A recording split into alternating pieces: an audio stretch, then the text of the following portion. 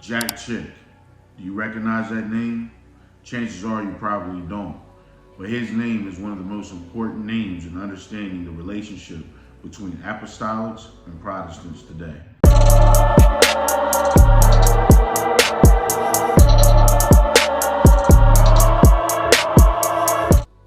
Jack Chick, born 1924, was an American cartoonist and publisher known for his Christian fundamentalist views and his infamous Chick tracts.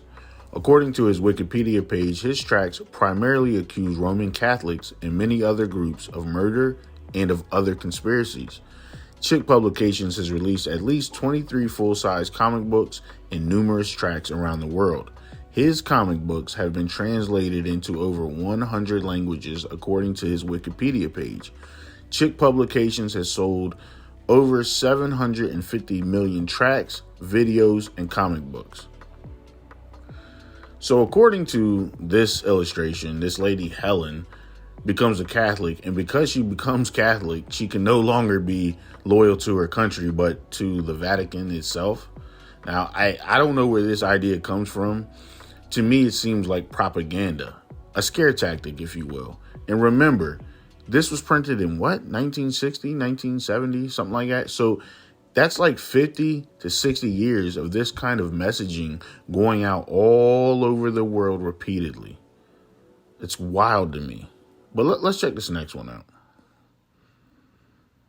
So this is an interesting one to me because he writes in this illustration that the Bible never mentions a priest. When I read that, I was actually kind of astonished because there are several passages in the New Testament that reference a priest. But we're going to take a look at 1 Timothy 5:17 and see what it means in the Greek. So in the Greek, the word for elder is presbyterai. Presbyterai is where we get the word presbyter. And what does the word presbyter mean? Priest. Now, because a lot of people may be biblically and historically ignorant, they may believe the Bible fell out of the sky in English and that the Lord gave us today in this culture, this book, and it encapsulates every aspect of Christianity. But that's not true. But we can get into that another time. Let's just continue on with this next image. So here in this image, Chick says that the idea of a confessional goes all the way back to Babylon. Now, look, I don't know if they had confession in Babylonian culture or not, but to say that this is an invention of man is just crazy work because this ignores the passages of the Bible where he says to share our burdens with one another and to confess our sins to one another. So remember, these wildly unchecked theories went out all over the world in 100 languages and at least 700 million copies have been sold. Could this be why the Catholic Church is always called pagans and idolaters?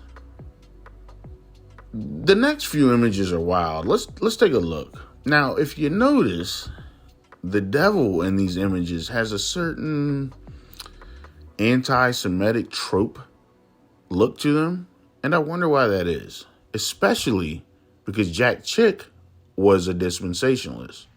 What's a dispensationalist? Dispensationalism is a Protestant theological system developed in the early 19th century by John Nelson Darby, a former Anglican priest and founder of the Plymouth Brethren movement. Darby introduced the idea that God deals with humanity in distinct eras, or dispensations, each with its own expectations and judgments. A key moment that influenced his development of dispensationalism was his fall from a horse, which left him bedridden. During his recovery, Darby spent time intensely studying the Bible and began formulating his ideas, particularly his belief in a sharp division between Israel and the church and the concept of a pre-tribulation rapture. His views later spread widely through the Scofield Reference Bible, which helped popularize dispensationalism in the U.S. and evangelical services.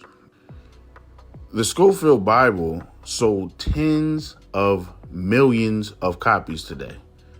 Could this idea have spawned things like the Left Behind series, which really penetrated the hearts of evangelicals here in the West, where a rapture would take place, where the idea that God is going to take the Christians out of the world and he will then give Jews a second chance at salvation. So basically what I'm saying is maybe propaganda is responsible for the misrepresentations and misnomers of the Roman Catholic faith. But Moses, you're Orthodox. I know. But we share a lot of the same views, traditions, and ancient connection with the Roman Catholic faith, and a lot of this propaganda could be applied to us as well. So I challenge you to, number one, pray about these things if you're wondering. Number two, research for yourself. And number three, actually take the time to go ask people that are in that faith what they think about these things.